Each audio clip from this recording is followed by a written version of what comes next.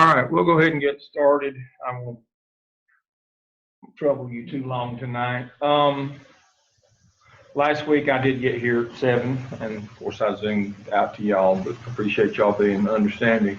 Now remember, in 2 weeks we have our first break, and that coincides with trying to get you ready for your deadline for your task string submissions.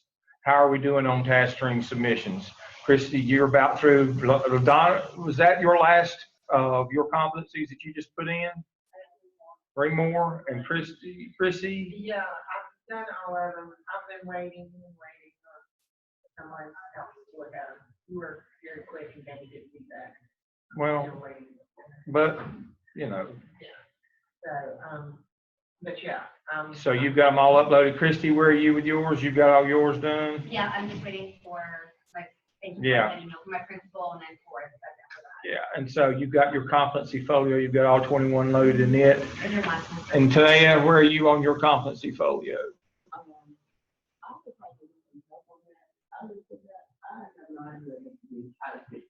All right, we'll do that. We'll do that in a few minutes.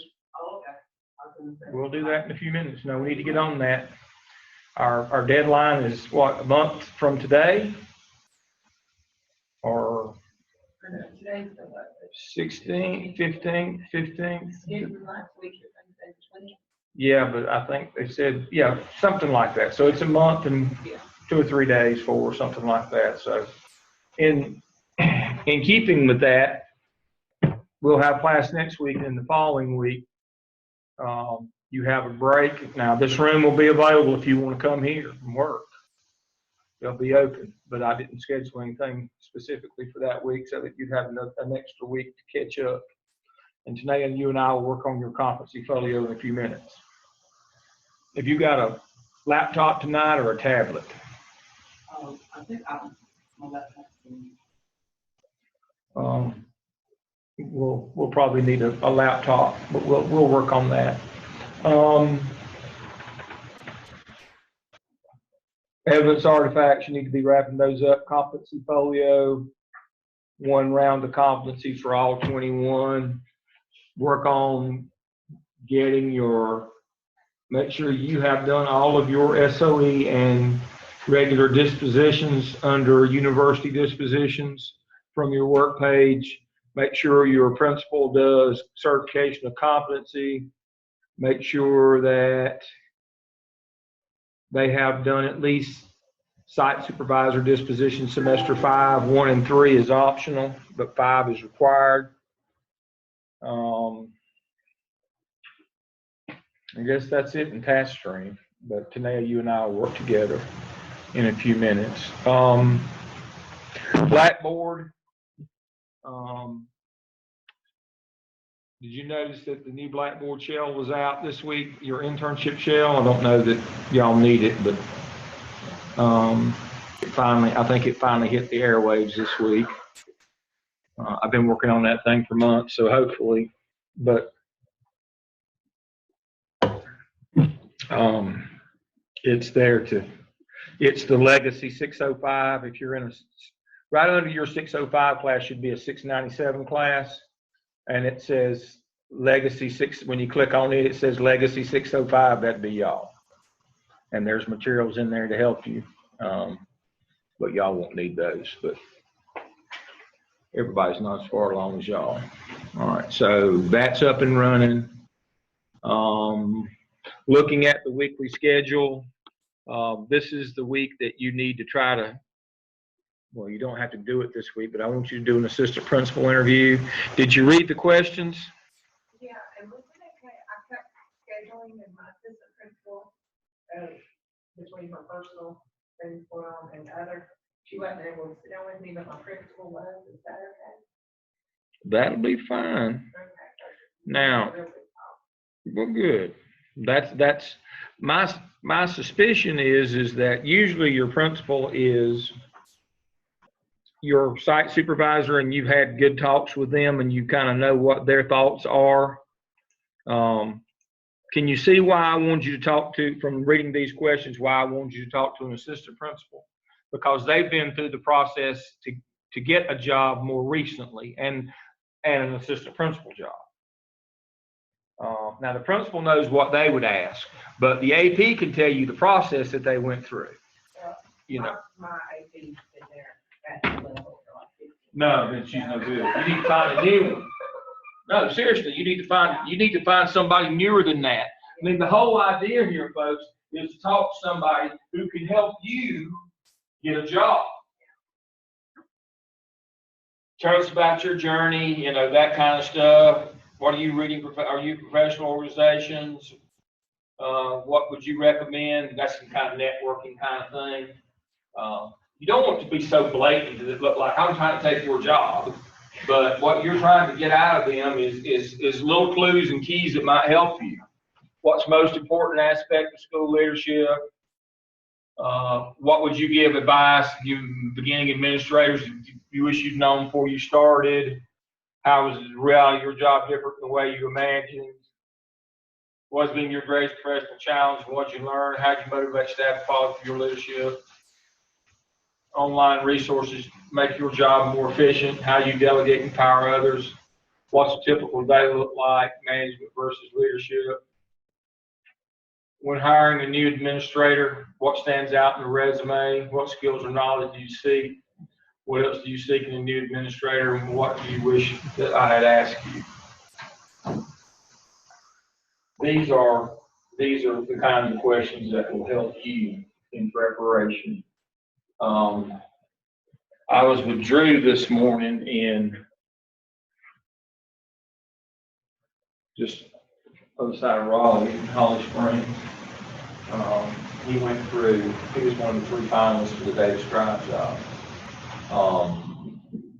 I'm going to have him share those materials. Jason also went through, who's in this class, if y'all didn't know that, he's online with us.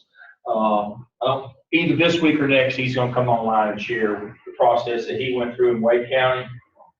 Because you may not, it'll be relevant to Charlotte, but you may not always want to work in Charlotte. So it's relevant to that. He's going to come on and talk to us about those things. So you need to, just like last week, when you took that job readiness inventory, there was the dual purposes I told you online. I was talking with Ray. Yeah, I want you to take it and look at your readiness for a job, but more importantly, or as importantly, what to look for when you're hiring or when you're having input into hiring, either as a teacher leader or as an administrator. So you'll know what you're looking for.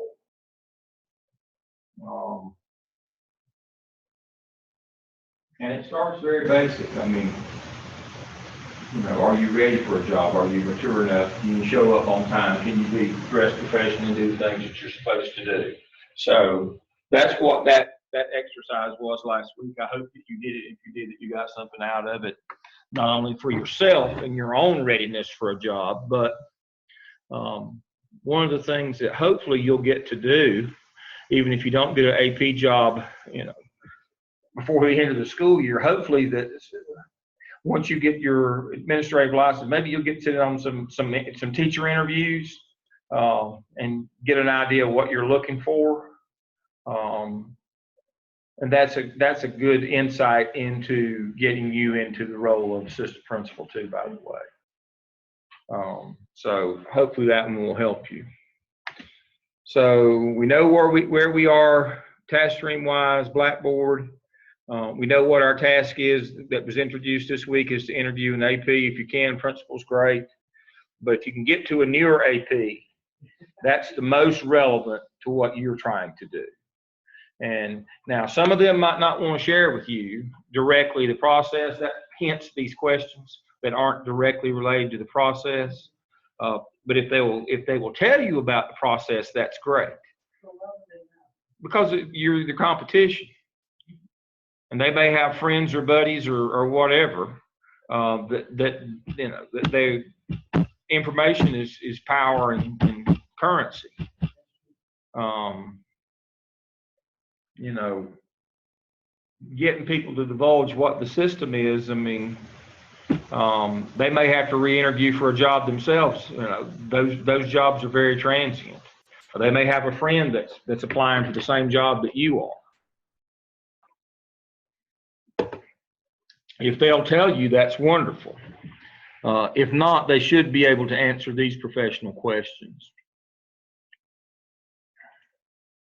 All right.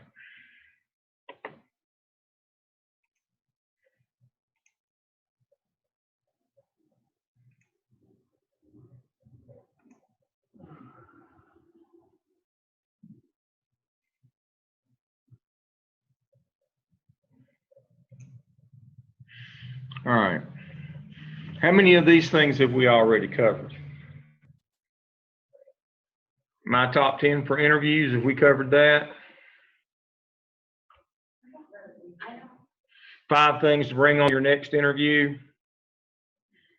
2-page evidence summary, what it looks like. 10 things you should know about your job interview. 5 questions you should never ask in a job interview. And then the different types of interviews.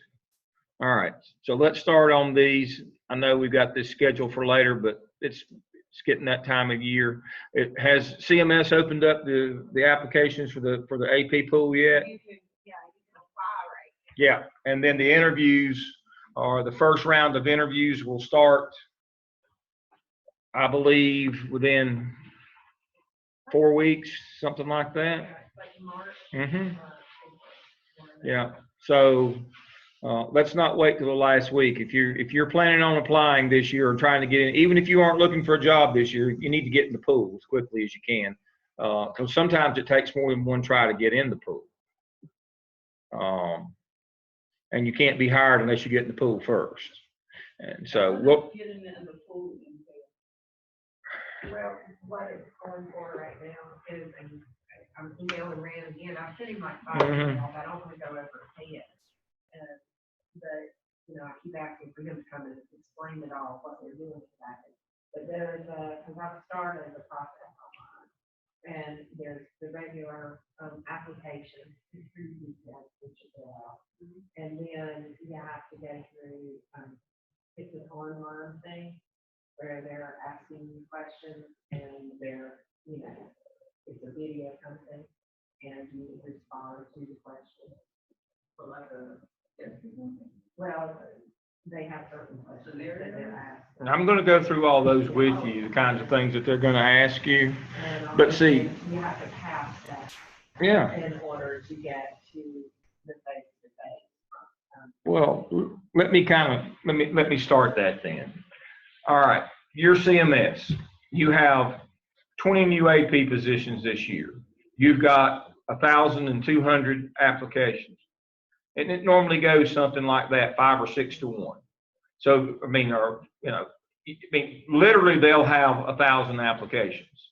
How do you sort those out?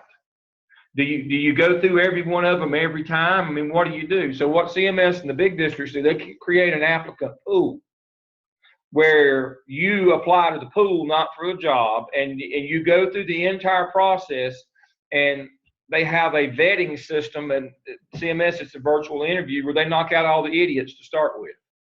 If you're just dumb, because it costs a lot of money to put, once you have filled out your application, they put you through that virtual interview, and 90% of the people, or 95% of the people who take it will fail it by design.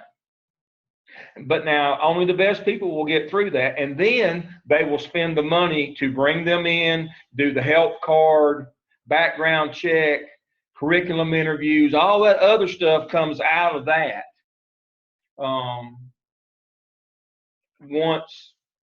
Once you have vetted, but you can't just have a cattle call and put everybody through the process.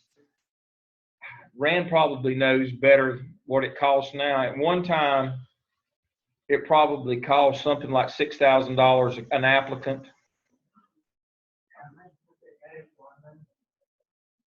You got personnel costs. You have to hire people to do this, and that has to be factored in. And they have you can't hire more people because you get 1,000 applications to process more applications. You have a certain number of people, and that factors into the applicant cost and in the flow. The background check costs what, $800 or something, $800,000, something like that. It's not cheap.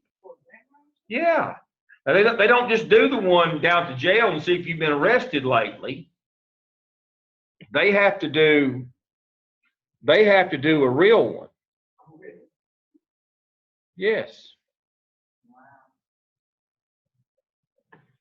Did my link just go down to Zoom?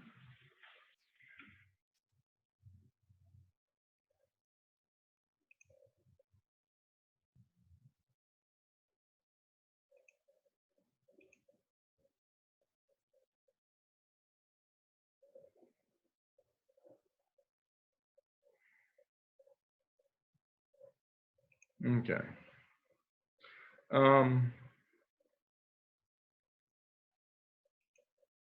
No, they do the background check. They do the national database, child offender, sex offender, because those are the two biggies. And they do it, they don't just do it locally or in North Carolina, they do the national NCIC database. They do, or they do a financial one, or, I mean, it goes, for a school administrator, it goes very, it's more than teachers, it goes very in depth. For a school. I mean, you think about the negative publicity, and I mean, you hire a school administrator to be in charge of people, and you didn't know that they were a child molester. Somebody has to go home. That, you know, now you got two openings. The person that hired them and or vetted them and said they were okay to hire, and that position. And so for administrators, it's very expensive to put them through the process. And so you have to have a filter to do that.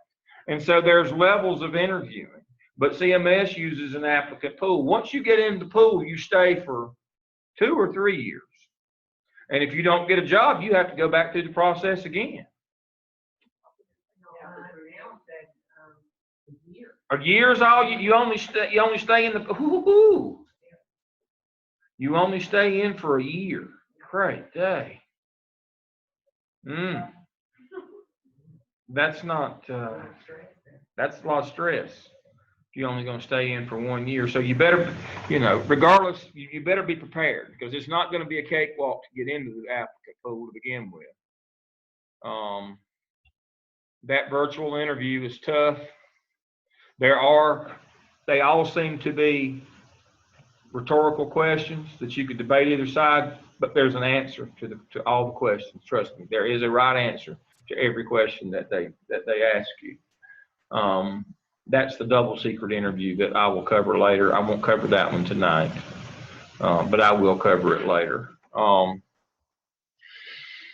So that's the process. You will go through a virtual interview to get into the applicant pool. Now, once you're in the applicant pool, interviewing is not over with. There's still three more kinds of interviews that come after that for a specific job.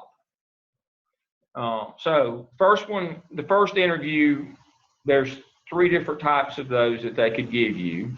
And then once you get into the applicant pool, then you have the group interview, or what I call the curriculum interview or group interview, where you have stakeholders and teachers that grill you about curriculum or about school administration, about leadership, those kinds of things. But the trick on it is you have to be able to interpret educational jargon and speak to them in terms that they understand. You can't you just throw terms around like EVOS and PLC and, you know, all that kind of stuff. You have to be able to break it down. So I've got a PowerPoint for that.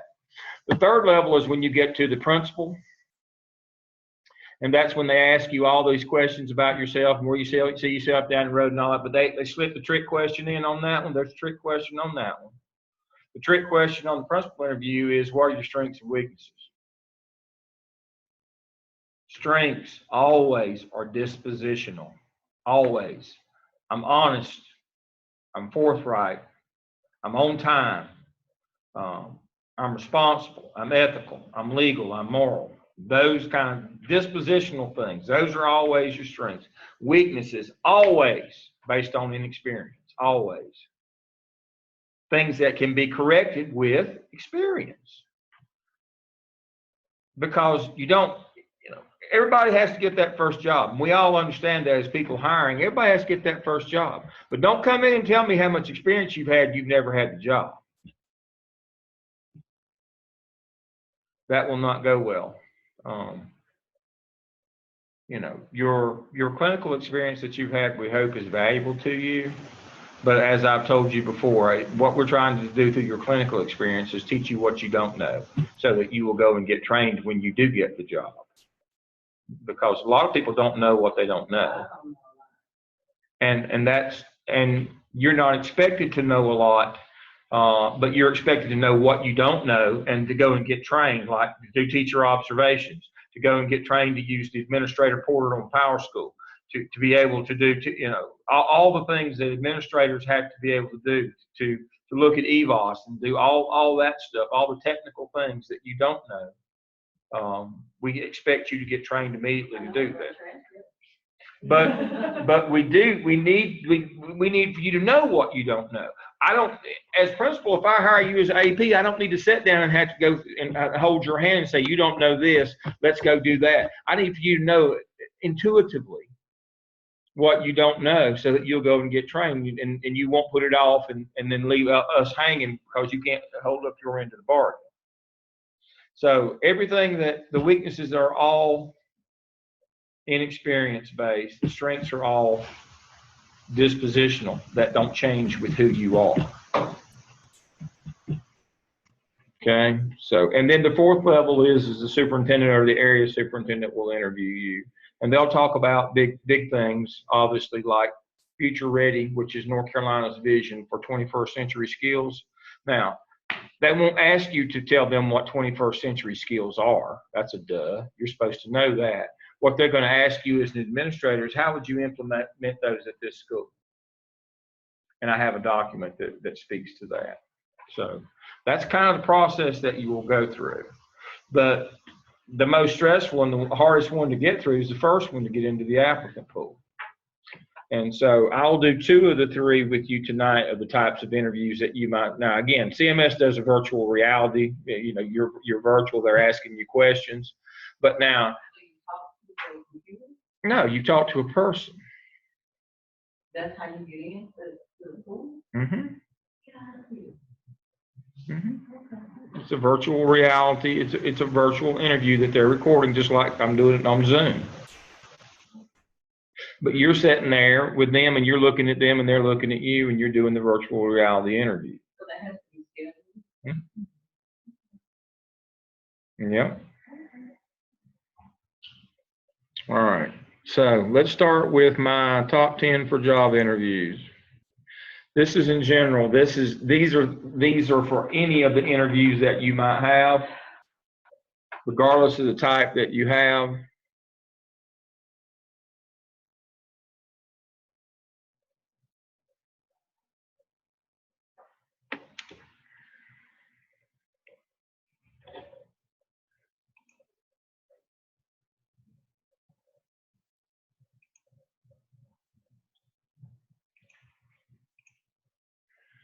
All right, dress for success. You know that. Even if you're doing a virtual interview, do like I do when I'm blasting on the weekends from my home office, or actually the clubhouse next to my home office. I may have a necktie on, but I've probably got short pants on because they can't see the bottom half. But the top half should look professional, even in your virtual interview. You know, I had a student, and the feedback came that, he took his virtual interview, he had a t-shirt on. I can't make that up. I'm not smart enough. He had a t-shirt on for his virtual because he thought it was, a casual, relaxed conversation. No, this is not a casual, relaxed conversation. You need what they can see, just like tonight, they can see I've got a necktie on. You need to, obviously y'all don't wear neckties, but you should be dressed nicely, and you shouldn't be in a t-shirt or a strapless halter top or something like that. Don't look like you just came from the club.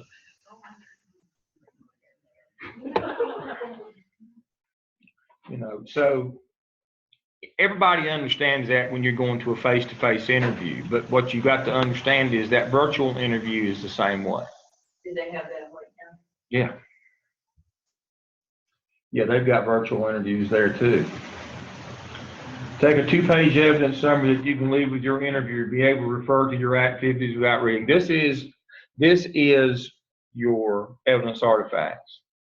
And the reason I said that is, and hopefully one of these days I'll be able to take that out of there, evidence artifacts are new enough that most principals did not go through the process that you're going through. They took their classes and took an exam called the ISLIC at the end. That stopped in August of 2010. So if they got in after August 2010, they understand the evidence artifact process. But a lot of principals didn't come in that way, and for another probably 5 or 6 years, and they won't understand it. They won't understand when you say, my evidence artifact portfolio, you make reference to the cap or the skip or something, that's just Greek to them. And so what's usually helpful is if you'll take and summarize, and I've got a copy of one. It's in week 15, or it's under intern materials, where you take, one paragraph and you summarize what you did in your app cell, what you did in your app cell, where basically you show them that you know what the process is of building a school improvement. You don't have to give it to them, but if they ask you, it would be neat to have that. And you can speak to it without reading it. You can speak to it. We did 6 evidence artifacts that mirror the school improvement plan process, where we did a closing the gap instructional program, staff development program, school stakeholder involvement plan. Hey, Luke, we did, the master schedule duty roster, and we worked on improving the teacher working conditions survey through the CAP, and then we put all that together, and it became our school improvement plan. A copy of it. You can tell them just that quickly. And if you'd like to see what I did specifically, here's a 2-page. That's always helpful. Research both the school and administration, look at the state report card and TWC, know the backgrounds of all the administrative team. I got a call Thursday. Rick Williams from Davis Drive called me. And I told him I can't recommend one over the other of the 3. They're like my 3 children. But I said, you understand at this point it's disposition. You're looking for a team member, you're looking for something you don't have on your team, somebody that will fit in, but that brings skills maybe that somebody that the rest of your team doesn't have. Now, you can make yourself look like that person by knowing what the principal does have and playing up that part of your strength.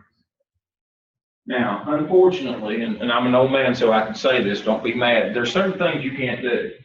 The Davis Drive job, they had 3 APs, 3 or 4, and all 3 of them, they were all 3 female. Now, he's going to have to hire, in my opinion, the central office will make him hire a man. In middle school, who's going to go with that? I know that sounds stupid, but that's just the way people in the central office think. Now, you can't convince them that you're a man and you're a woman. I'm not talking about that.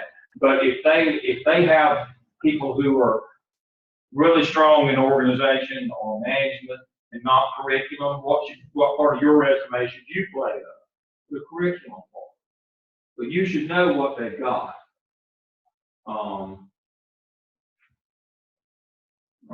And you should know kind of the personality. You can find out as much as you can. Now, I was with one of mine today, and his first interview went really well, but he didn't get the job. He was all down the mouth, so I went to see him today down the road. I had another intern there, but I saw him too. Don't give up. It's just your first time out. You made the finals. That's not bad. Be your first time out. But now, my suspicion is, knowing the situation at that particular school, he was a little too high energy for me. Some schools are very high energy, almost frenetic, that they thrive on that, and that's good. Other schools that are more affluent are more like a duck. On the surface, they're just gliding around. They may be paddling like hell underneath, but on the surface, they're gliding around. I perceive that he's very high energy. He's been my intern. I know he's high energy. He does a great job everything he does. But that might scare the other personalities on the team. They're a good team. It's a good school. They work together real efficiently. But they're not turned up to 11. I mean, they work at, at a volume that's about 5.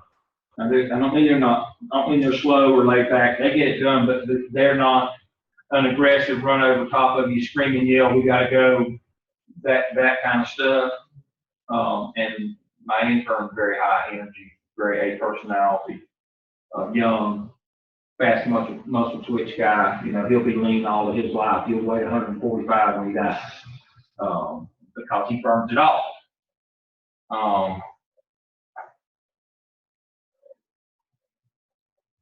He can't, I don't know that he could change that, but you need to kind of sense the mood in the room, and don't scare people. I think he might have frightened them a little bit, but that's okay. There'll be a place that wants that.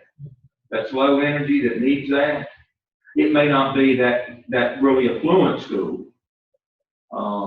Affluent schools kind of shy away from that sometimes. Schools that aren't affluent need that energy and need that desire and that over the top, because folks are kind of beat down in those schools, and that kind of energy pumps everybody up.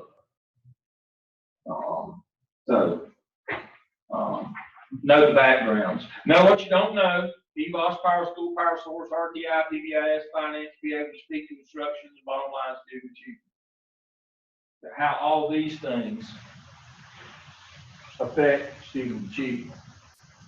You can't talk to individual because you haven't been in the administrator portal on any of these yet unless somebody lets you look in. Get somebody to let you look in. But you can speak to how they affect student achievement. Think about the link. Kids behave, have a better chance of teaching something. RTI, we loop them. EVOS, we know what each kid's doing growth-wise. I mean, that's the notion here. How these things, now you aren't an expert at using them yet, but you do understand how they're used, or the theory behind the use, and what benefit we get from them, which is how that contributes to student achievement. You do know that part. Have a humorous anecdote about how you were able to turn a negative into a positive. I always want to know that. How you made lemonade out of lemons. Make it up if you have to. Just don't lay it on too thick. They'll always ask you that. Be prepared to discuss your hours and responsibilities. Honestly, I told you the story about Hickory Grove. AP been lasted a month before I, wasn't even hot feeling with her, and they'd already let her go. Hadn't even frosted yet. It was still, it was in September. Hickory Grove is a late start school. You know that? Hickory Grove doesn't start from 9:30. They don't let out till 4:30, 4:45. She had to leave her at that 4 o'clock. She didn't bother telling that when she interviewed for the job. Aquanetta, yeah, exactly. Not cool. Aquanetta had no patience for that. That was the end of her. That stuff happens. Why do you think I had you do that job inventory last week at Ready? That's the kind of stuff that we're talking about. And you'd think, well, they can use that when they're hiring to be in pictures. No, unfortunately, you need to be honest with yourself about those kinds of things too. You would think that an AP, somebody that was grown, 40 years old, would know that, but not always. So you need to be prepared to discuss them honestly. Know your strengths and weaknesses. Again, strengths should be dispositional. I'm honest, I'm forthright. Dedicated, I'm an ego guy, I'm a winner, yeah.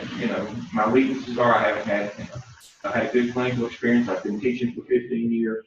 But I know that there's going to be a steep learning curve. I know what I need to know. I need to know all this. I need to know this stuff, and I will. I'll go get trained as soon as I can. And this is a CMS special. Don't discuss salary, experience, steps, national board pay, etc. Principals don't know any of that stuff. If you're interested in that, before you even get into the applicant pool, before you start the process, first thing you should do is schedule an appointment with HR. I think the benefits, and these people, aren't they over there near Philip over here, somewhere over there on the west side, over at the City View Center? They moved to Spa now. Yeah, they were at City View, but now they're at Spa. They're all over at Spa. if you want to talk about those kinds of things and say, and I'm thinking that I've got my administrative degree, or I'm finished this semester, I'm looking to move in. Tell me where I would be. Let's look at my compensation right now. And, if I've got national boards or masters or whatever, let's look at my compensation now. If I got hired as an AP, what would my compensation look like? That would be an appropriate thing to do. And they'll schedule your appointment, sit down, and the benefits analyst will sit down and talk to you about it. But principals don't know any of that stuff. And it's insulting if you try to ask them, because they don't want to say I don't know, or that's above my pay grade. Don't engage in gossip or negative talk. Principals talk to one another. And then this one should be number one. I always put it in because this is my pet peeve. I try not to influence you too much. Don't interview for a job you're not planning to take. And please don't be stupid enough to say, well, I don't really want to work in this slaughterhouse. I just came to interview for the experience. I want to know what the questions are, so when I go to the good school, I'll know what they're going to ask. People will actually say that. Again, that speaks to that job readiness that we talked about that you were supposed to do last week, that inventory. It speaks to that. You would think people would know not to go in. I mean, the person that's doing the interviewing, their job is to find the best applicant that they can. Their job is not to get you experience to interview so you can do a good job at school you really want to work at. That's very insulting. And so it's a waste of the interviewer's time, and the word will spread.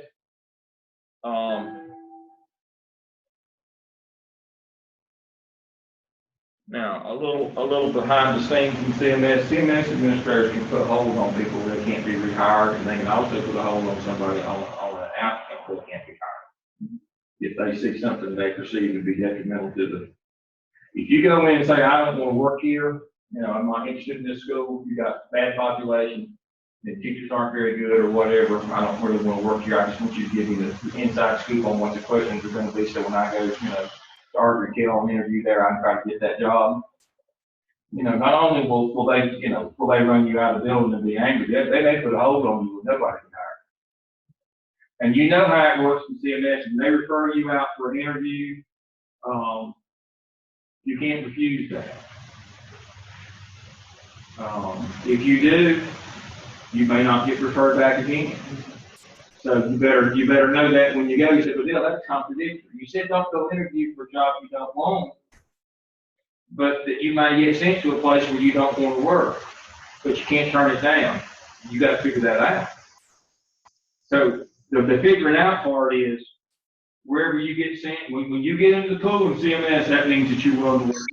If you're not willing to work anywhere, then don't get in the pool in CMS. Ms. Jackson, is that you?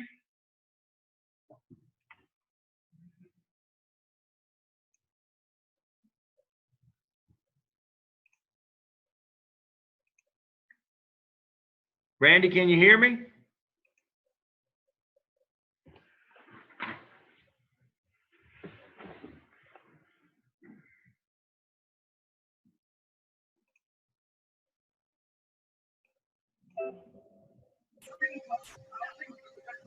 Can you hear me now? Yes. All right. Hello. Well, welcome. How are you? I'm well. How are you guys? Great. Everybody can see you. You can only see me. If I turn you around, can you see everybody now? Lovely. Beautiful.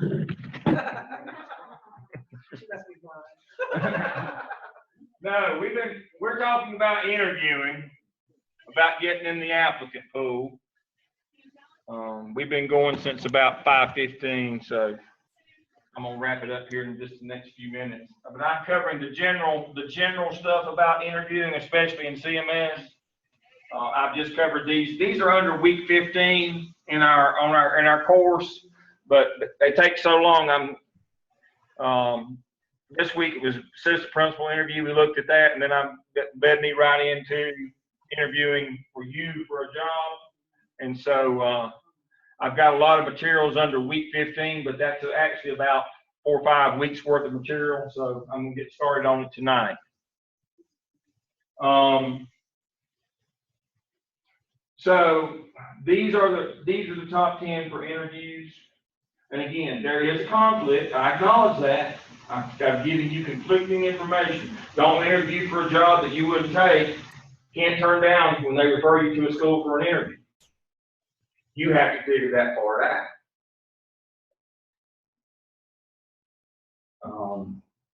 Well, the girl who's in the pool right now, she said that what they're doing right now is they send out emails with, what schools are, you know, and then they can say, I would like to interview there. Yes, but unfortunately, and that's the first half. Don't select a place you don't want. But I also know that they may send you some place that you didn't select. That's also they reserve the right to do that. Let me say that again. The way that it's supposed to work is you tell them where you want to interview. That's what I'm telling you. Don't say that, yeah, I want to interview at spa. I'll use that since it's closed. Everybody knows what Slaughterhouse Spa was. Yeah, I want to interview at spa, but the idea being I'll go over there and I'll find out what questions. When John Carmel opens up, I'll be ahead of the game. No, don't do that. But yes, supposedly you get to pick where you interview, but that's not always the case. Nobody picks certain schools and they have to send somebody. It's true. And so there's just a good or better chance that you're going to get sent somewhere you didn't pick as if you did. I mean, everybody's going to pick certain places. They can't send everybody there. And nobody's going to pick certain other places, but they got to send somebody there too. That's the conflict in CMS. And it's almost just like, it's almost like a roll of the dice. I mean, you either get lucky or you don't. I mean, there's not much way to plan for your success on that one. It's just almost a coin flip. I hate it. It's that way, but it is. It's just that way. It's just that way. So it is a contradiction. It is a conflict. No way for me to fix that. No way for you to fix that. But you look at it from the district's perspective. We can't just let people always go where they want because nobody goes some places. Teachers too. They'd never have anybody. All right. So again, if you get sent to one of those places that you know you wouldn't want to work, you didn't choose to go there, don't say I'm just here for the experience. And don't blow it off. You know, do the best job that you can. And then if you get the offer or the opportunity, then you're going to have to make a decision. Hopefully that won't happen to you, but unfortunately it does here all the time.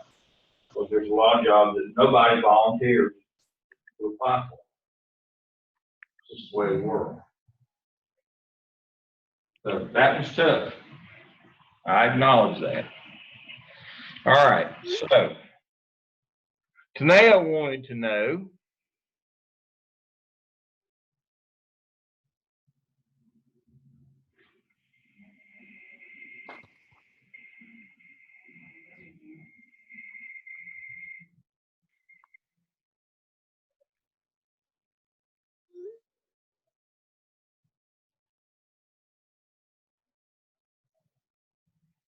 did we do the principal's in-basket activity already? The emails, we did that one? All right, so Tanea wanted to know,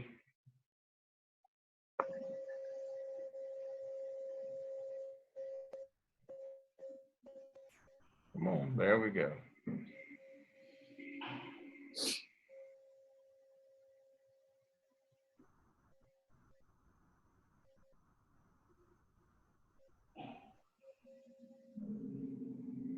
What kind of questions would you be asked?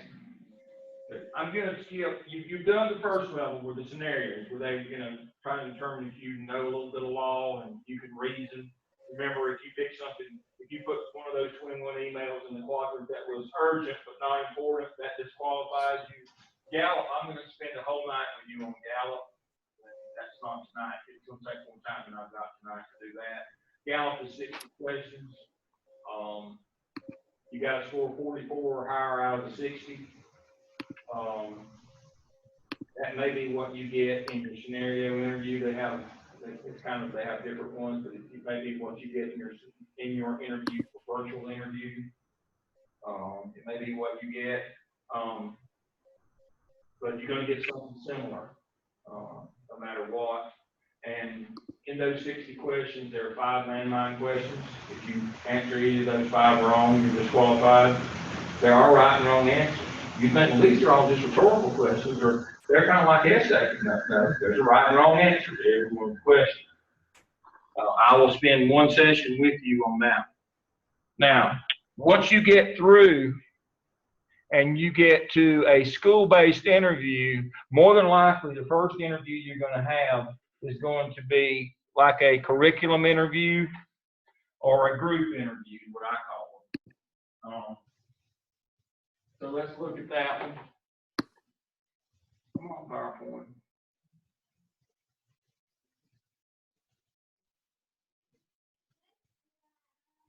All right. Remember your audience. Who you got in your audience? You may have an AP that's running this thing. The principal is not there. Specifically, the principal is not there for a reason. Why is the principal there?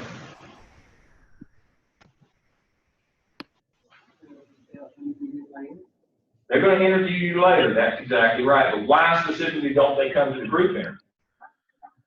Well, maybe so that these folks can see if they can, if this is somebody they can work with and get along, and they don't feel the pressure of their boss. That's exactly right. That's exactly right.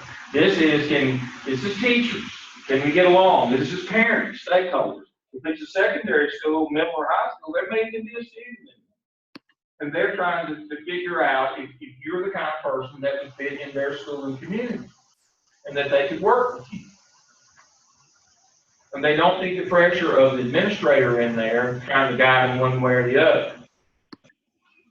And so sometimes it's the lead teacher that's running this group, not the OP. Why might you not want an AP in there? They might want one of their friends. Yeah. Or they might, want to pick they may have a personal bias. We want somebody that's strong doing this. I don't want to do that. Rather than what's good for the team. All right, so describe what you perceive as your leadership style. Now, the trick is you need to translate all this jargon you've been learning in this Mels program into everyday language for this group. So these are the kind of things that they'll be looking for. Earning respect and trust of parents, teachers, and youth by making consistent and appropriate decisions. Child-centered, focused on issues, avoiding personal conflict, striving to be impartial with judgment, empathetic yet fair, courteous, respectful, willing to learn, responds to issues in a timely manner, positive, approachable, open to change and new ideas. And see, what we would normally say about things like that is situational leadership, transformational leadership, shared governance, all those terms that you've learned, that's the definition of them up on the board. You have to be careful. Don't use jargon with these people. Don't use terms that you think that that you've learned from your reading and being in these classes that these lay people don't know. You have to spell it out for them. We often hear that assessment drives instruction. How would you help a new teacher begin to understand and use the data available in schools and make sound instructional decisions? Now, this is kind of a trap question because all of a sudden you start talking about EBOS and RTI and all those kinds of things, and parents, especially maybe even teachers, their eyes just kind of fog over. So what you need to be able to say is we're going to do data analysis. Everybody knows what that is. Development of teaching strategies based on needs of students. What's that called? That's called differentiated instructions. Willingness to plan collaboratively, that's called a TLC. Again, take all the terms that you've learned in this course and basically you give the definitions without giving the acronyms and don't stick over their head. That's the trick. Describe the instructional practices that you would like to see as you walk through the building. Why you think that especially if you're my intern, why even though you can collect the data from your principal, I made you do 4 walkthroughs. So you'll know what a walkthrough is about and what you're supposed to be doing. And then now translate that into something that people can understand. Looking for those Marzanos best practices, right? Ideal strategies, effective use of resources, and engagement. Now, you shouldn't say Marzano, because they don't know who Marzano is. You tell them that you're looking for best teaching practices. You don't know what that is. So these are what extensive best practices, activities that you do. Yes, those kinds of things. Maybe use the terms that teachers know, but then that kind of leaves, if there's parents in the group, make sure that you hesitate to say, dumb it down another level to a language that they understand. The seasoned teacher comes to you upset by the progress of her class. You blame the children for their performance and is frustrated by their lack of effort. What would you say to her? Helping teachers be accountable for having high expectations, need to be aware of students' past progress and potential, awareness of teacher interaction with students, the MTSS process or EC process and strategies to get assistance to teachers as well as the students. This is basically RTI, MTSS, and EBOS. I can summarize that up in those three acronyms, but don't spell it out for them.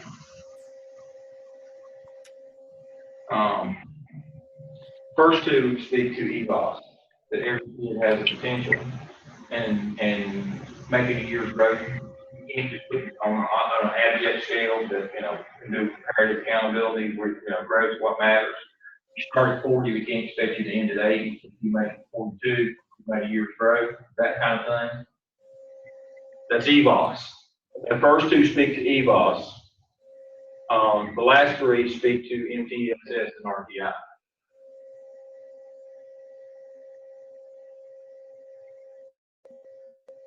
Russ, one most organized. Yeah, we just put too much emphasis on, Because it is by far the most equitable way to measure schools and teachers. The whole idea of EBOS is value added. We're trying to figure out a way to determine what value that teachers and schools add to it. Comparative accountability, we just held them to a standard. But we weren't all starting with the same starting line. That's about winners and losers. EBOS is about a growth model where you grow a kid a year, whether he goes from 40 to 42, he's successful. 42 is his projected, shows a year's growth. Whereas in comparative accountability, if he's not at 75%, which is proficient, it's a failure. And so the only equitable way to do accountability for schools or teachers, especially when we're talking about value added, is did you grow that kid a year? From where you got him to where he ended up, did you grow him a year?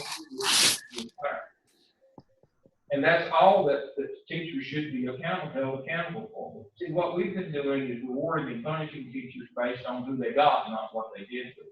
I've told you. My wife, they'd make her so mad, she'd throw stuff at me when I tell her the 15 years that Davidson IB was open, the most important person in the organization was the custodian. As long as you get the front door open, the scores were going to walk in every day because we were working on a comparative absolute scale. They were all 99 percentile, every one of them. They were the 240 best and brightest middle school kids in the district. You have to worry about them. They were, they could play left-handed and score under. That's just the way those kids work. But did you grow them then? Were you able to grow them? That was all about pupil assignments. They couldn't lose. They got bonus every year because they had the best kids. But what if you were with me over there when Eastway was still a junior high school, and I was the only one that could read, including most of the staff?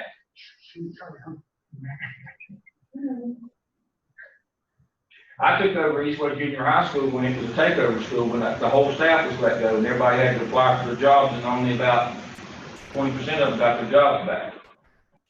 The day I walked in, I had 37 openings that first day. I had more than that. I had 37 the first day I walked in. I had 37 teachers right. They had put them through the process, and seriously, only about 20% of the teachers that taught there were able to get back in. I mean, they gave them things like competency tests for teachers. Some of them didn't pass the competency test for teachers. That's all lateral entry. Junior high, back in the old days in junior high, you got a lot of lateral entry. And so, I mean,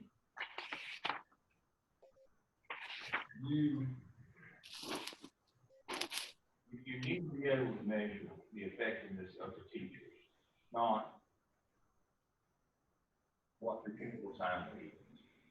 Because Charlotte Mecklenburg can't get away from winners and losers on pupil assignment. And we don't want to win by a little bit. We want to leave them in the dust. We want a school that's got such a bad pupil assignment that we can just laugh about how bad we beat them. That's become popular in our culture. Do you ever watch you ever watch Football Friday Night with Delano and what's the young lady, Danielle or whoever the one he's got now? They're called. You see some of these scores from these private schools, where these private schools give all these scholarships out, and then they're playing these little church league teams, and they beat them 122 to nothing and things like that. Football, not basketball.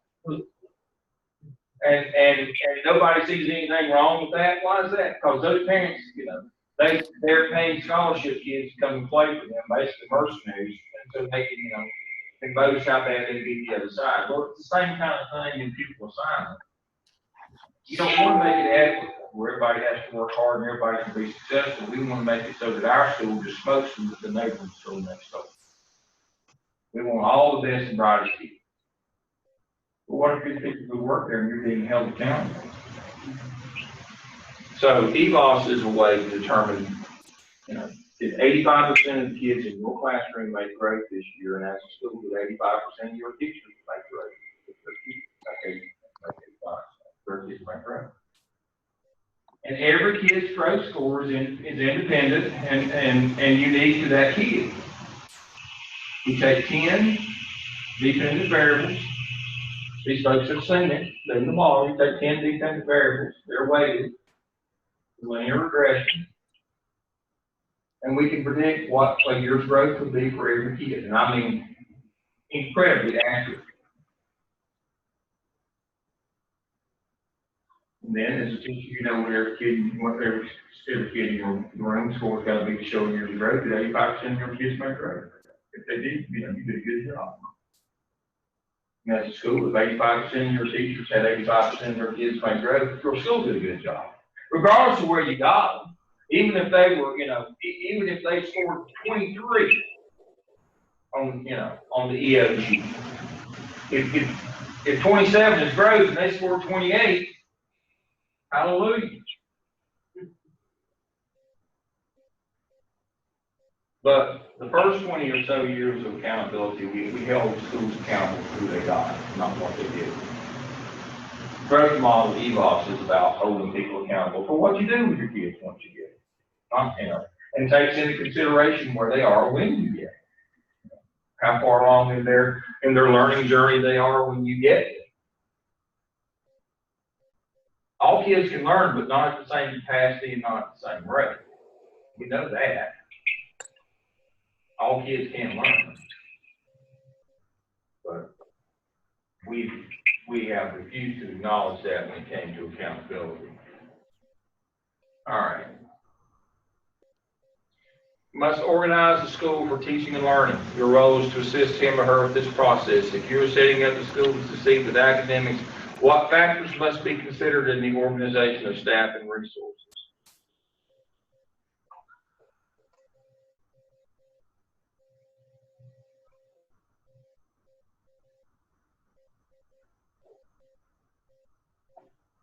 Using test data to organize, helping put students in the right classes, monitor the school climate, removing instructions that might interfere with teaching and learning, monitor the use of time in the classroom, setting up the master schedule to maximize instructional time, provides input to principal and staff assignments. Everything you did in the OMA, remember in the OMA, you looked at all of your data, you started with your data, You put the teachers, how they did certain courses, and so you organize everything that you did in the LMA. You just basically recount from component A to B, C to D to E. But use these terms that they will understand.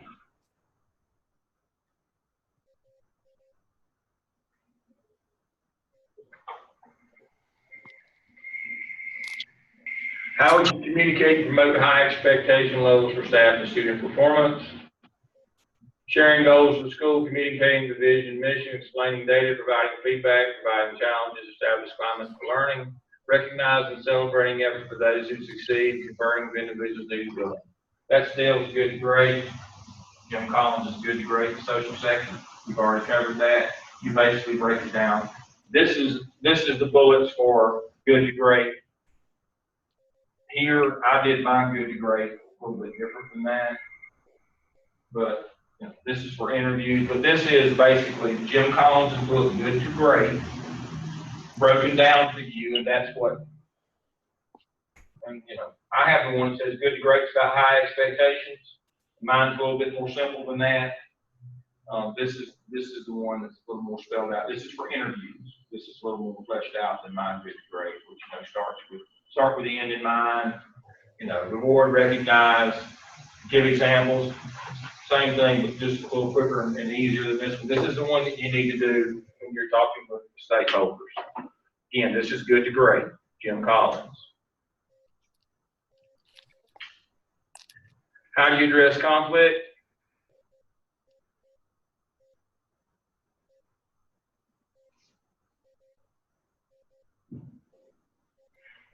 Skills in mediation and anger management, willingness to listen, work through issues. You'll be asked a question like this probably in your virtual interview. If you got problems, what will you do? And the answer is always you'll give people emotional support. You'll listen to where they're coming from, what their problems are. This is called situational leadership.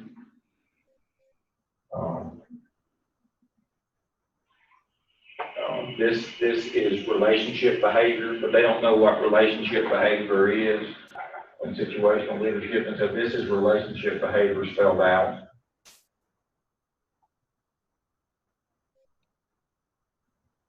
This one's often good primary system principle. How would you ensure safe and orderly? Don't just say PBIS.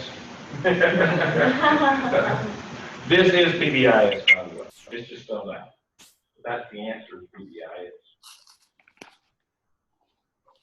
Plan, monitoring, assignments, processes, evaluating all report, making modifications. Is this not PBIS on the board? All right. So I have summarized PBIS for you there. But the answer, of course, is PBIS. Because CMS is what kind of school district? A PBIS school district.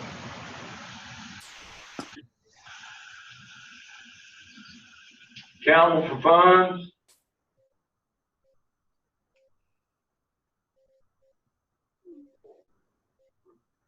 There you go.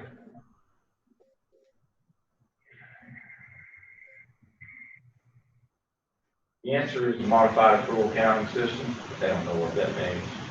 So that's what the modified accrual accounting system is right there. I'm sure y'all covered that in 603. State of North Carolina and all districts are required to use the modified accrual accounting system, which means these things right here. You know, we've covered those. You have to bring all receipts every day. You have to receipt all monies. You have to have tickets at ball games. You have to have you have to file a budget every year for all monies that you're going to have. It has to be available in the front office. It is not a secret. Public law says it has to be available for any parent or any party that comes and asks for it. Same as the school improvement plan. Must be in the front office. You have to develop a budget every year. Biggest thing is for AP, and that's why I had you do books and inventories. Remember that the list that I have for just activities comes back to this one. But this is the accrual accounting system. It's not just how you handle money, it's also how you handle resources and inventory items. It's all within the modified accrual accounting system. Because you have to keep up with all that state You know, awareness of budget constraints, we talked about that, about there's federal money, there's local money, there's state money, you can't cross the lines, you can't put them together. Y'all know, again, that's modified pool accounting system, y'all know that. Okay.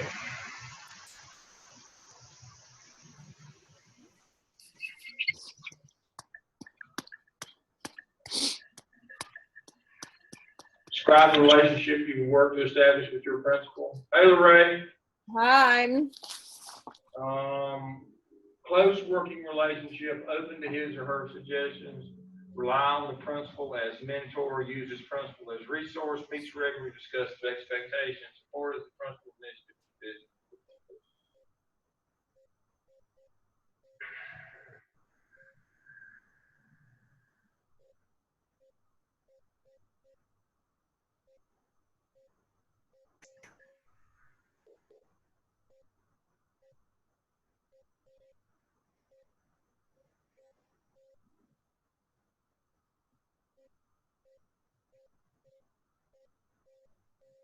This is simple, this is summed up in a two-word phrase, this is pure coaching.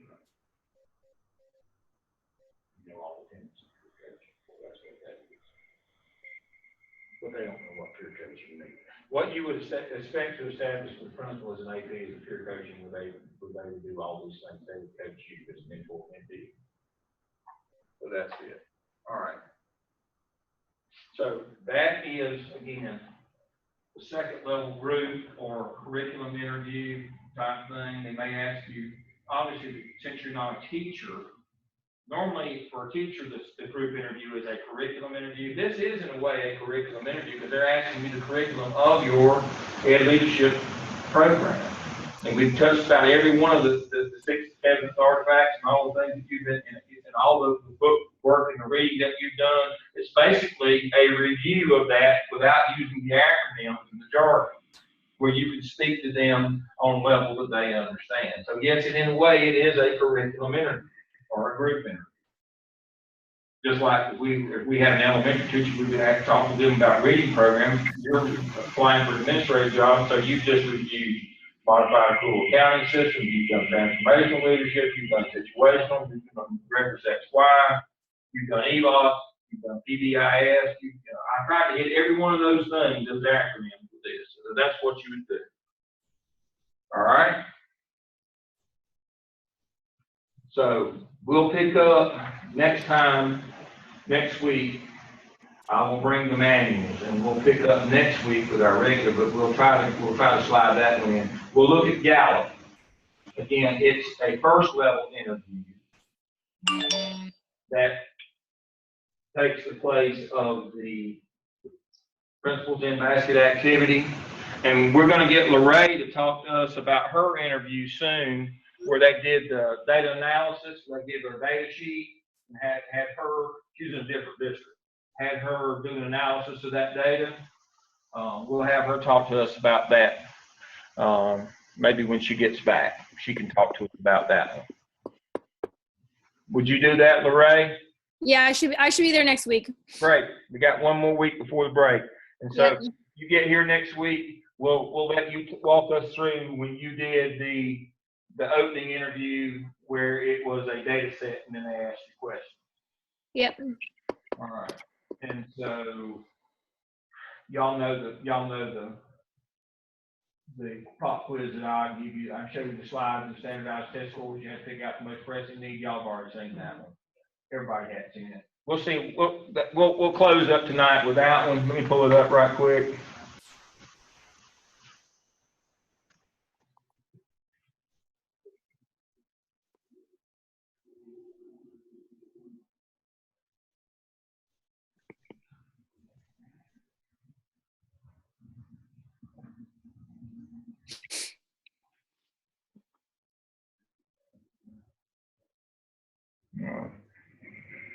All right. Most pressing need. They give you this. You go in for a job interview. This is what they hand you. And they say you got 15 minutes. During that 15 minutes, you need to determine what your most pressing need is. Do a quick internet search and give us 2 or 3 solutions that fit that most pressing need from that data sheet right there. And then we'll ask questions beyond that. All right? What's the most pressing need on there? This is subgroups. Which subgroup is the most pressing need? Most pressing need. Which subgroup? No, just let everybody look. Let everybody look.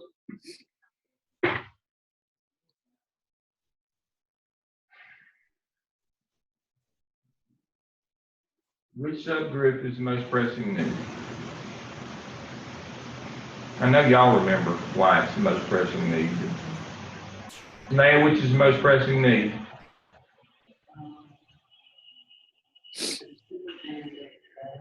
Black people, because they didn't take enough tests. Not because they didn't take enough tests. This is their score. This is how many took the test.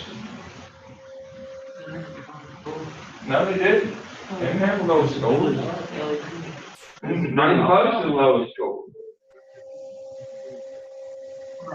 But aren't we looking at, should we be looking at what is a major chunk of the population? Most pressing need is gap times number. There's a formula. It's not opinion. Gap times number. All right? What's the gap? Use the black subgroup. Take the gap between their score and your overall score and multiply it by the number of members in that group, 358. Now, biggest gap doesn't count. The answer to the question is never EC.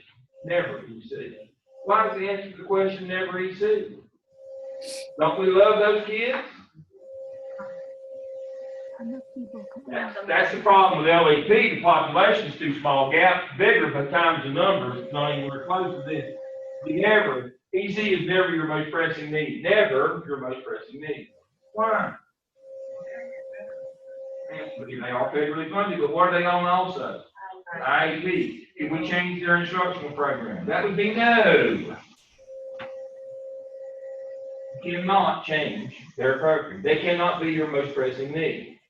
You're looking for a close the gap program, a local initiative to work to try to improve the gap between subgroups in your building. You cannot modify their instruction. They're on IEP. The reason why it's not LEP, your limited English proficiency students, is because there's only 13 of them. So if you're asked to look at that and say, what's your most pressing need? I mean, anybody can just look at the gap in the numbers and say it's this one, that one, the other. It's gap times the number of students in the group. Gap times number. The whole idea is to bring about a program, treatment, or fix that's most impactful for the most kids in your building. Let's do math right quick. You got 13 kids here. 38.5% of them are not on grade level. So how many kids is that? 5. If we got all 5 of those kids up to grade level, would it change this number at all? With over 2,000 students in the building, it would not change it at all if we moved all 5 of them. Does that mean we don't love those 5 children? No. But what is the idea? Every public school in North Carolina, regular public or charter, is required every year in their school improvement plan to write a closing the gap instructional program. That's what the APSEL is. That's why we had you do it.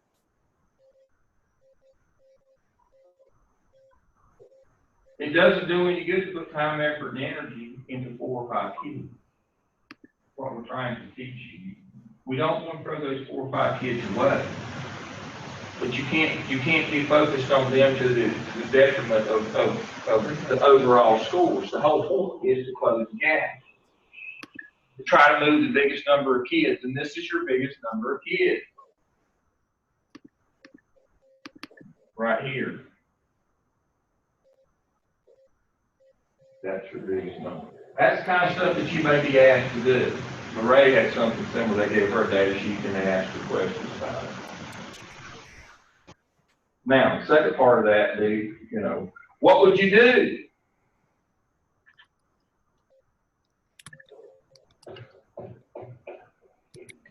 This is the overall composite for our high school. This encompasses the tested areas in the high school, which would be what? English 1, Algebra 1, English 2.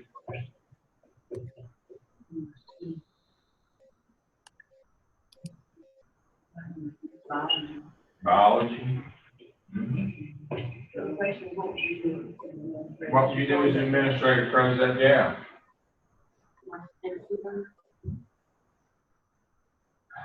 I'd probably try problem-based learning for the math part. We know that works, especially with African-American males. There was a pilot project run over at West Mecklenburg a few years back that showed great results. Marvin York ran, he wrote a dissertation with me out of it. Put problem-based learning in Algebra 1. Really showed a lot of promise.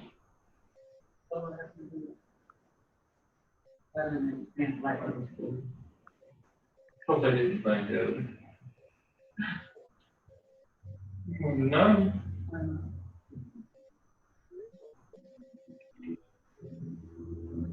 Everybody has their own. West Meck is showing results with it, but everybody, you have to have people who are committed to it, and if they didn't think it up, that way.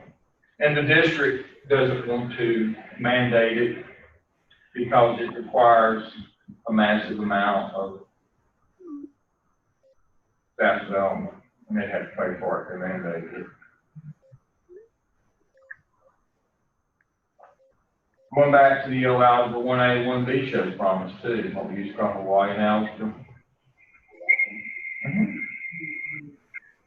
What's commonly known as Algebra 1A, 1B. So instead of doing Algebra 1 in one semester, you take 2 semesters and do Algebra 1. 1A, we used to call it 1A and 1B. Or sometimes referred to as Hawaiian algebra. Why don't schools like to do that?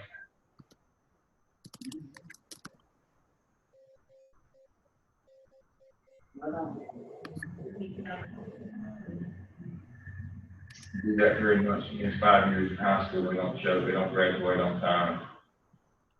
They worry about the graduation rate.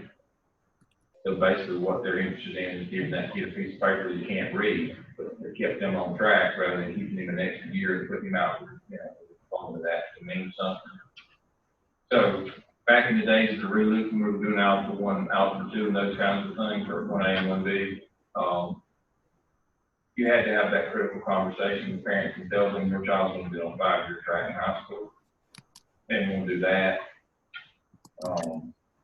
They didn't want to get off the 4-year track, for their graduation rate. They didn't want to get off of that.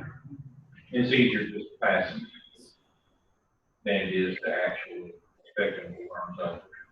And then, it's kind of like, here we spend all this time and effort teaching these kids and we get punished for it in our graduation rate. We can just pass them on and our graduation rate be right where it needs to be.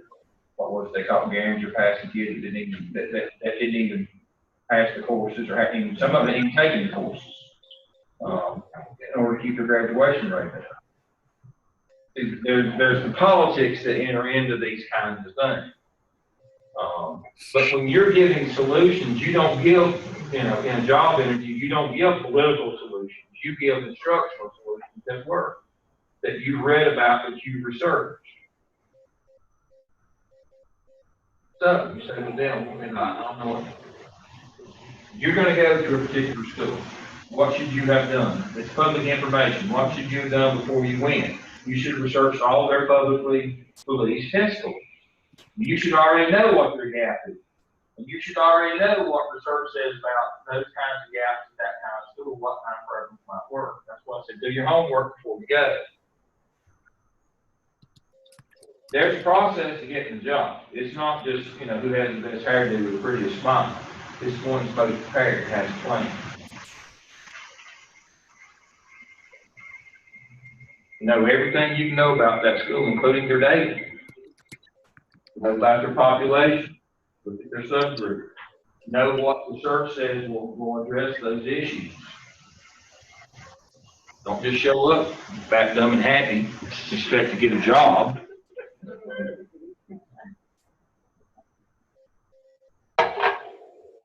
Not gonna happen. There is no coup de ville hiding in the bottom of a Cracker Jack box. Who said that? That would be Meatloaf. All right, Lorraine. Next week you're on. Okay. I'm gonna depend on you. You're gonna talk about the data interview that you went through. It was kind of crappy, but I will share it. Well, but that's good. We need to know. I'm working on a mock one right now of what I remember, Okay. so they could actually see what I was looking at. Yep. And see if they see what how they try to trick you, and ask questions and things like that. All right. Yes. All right. I see my time. Oh, I've gone past my time. My time is up. I'm going to shut down the video. Come and see us next week. We'll be here, and then the next week we're off, and so I'm going to close up tonight. So, Brandy, if you're still there, I don't know if Brandy's still there or not. Let's see. Yep, Brandy's still there. So, Randy, you and Lorraine, Randy, whenever you can get back, we're praying for you. Lorraine, hopefully you get back next week. If you don't, you get an extra week off, and you can lead us off when we get back from break. So remember, next week is the 22nd. We will meet. The following week is the 1st. We're taking that week off in order to work on task stream items. If you're not done, we'll meet back on the 8th. And so, Ray, if you can't make it next week, we understand, and we'll lead you off on the 8th. All right. I'll see y'all soon. Get well. Have a good one. Bye-bye. Bye-bye.